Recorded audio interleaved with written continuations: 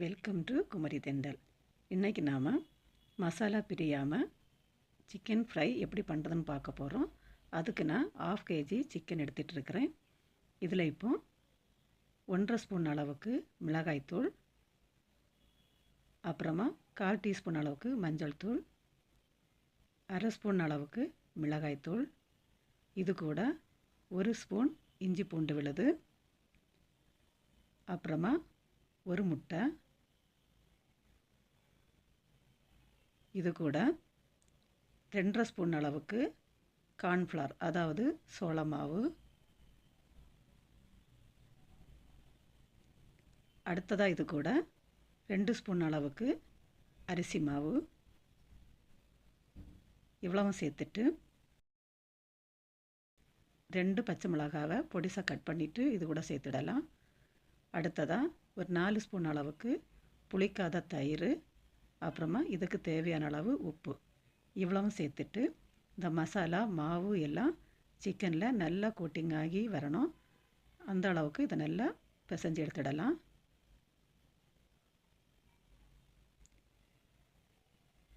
இந்த அளவுக்கு இதை நல்லா மிக்ஸ் பண்ணி எடுத்ததுக்கப்புறமா இதை 1 மணி நேரம் நல்லா ஊற விடலாம்.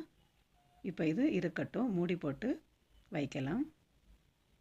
இப்போ 1 மணி நேரம் ஆனதுக்கப்புறமா ஒரு கடாயில் கொஞ்சமாக எண்ணெய் சேர்த்துட்டு, எண்ணெய் நல்லா சூடாகி வந்ததுக்கப்புறமா நம்ம இதில் மிக்ஸ் பண்ணி வச்சிட்ருக்கிற சிக்கனை சேர்த்துட்டு ஃப்ரை பண்ணி எடுக்கலாம்.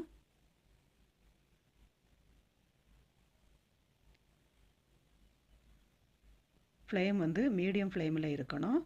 ரொம்ப ஃப்ளேம் ஜாஸ்தியாக வச்சிட்டிங்கன்னா சிக்கன் வந்து வெளியே வெந்து வரும், ஆனால் உள்ளே வேகாமல் அப்படியே இருக்கும். அதனால் மீடியம் ஃப்ளேமில் வச்சு இதை ஃப்ரை பண்ணி எடுக்கணும். இப்போ ஒரு பக்கம் நல்லா முழுமையாக வெந்ததுக்கப்புறமா இதை நம்ம திருப்பி போட்டு வேக விடலாம்.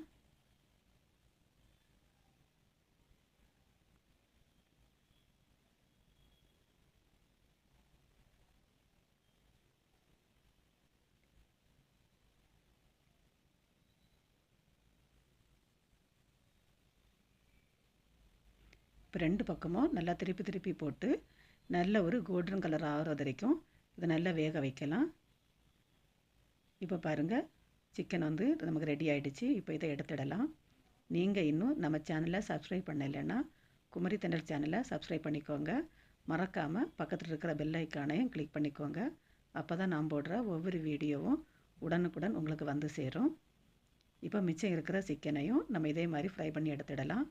ரொம்ப சூப்பராக மசாலா பிரியாமல் சிக்கன் ஃப்ரை ரெடி ஆகிடுச்சு.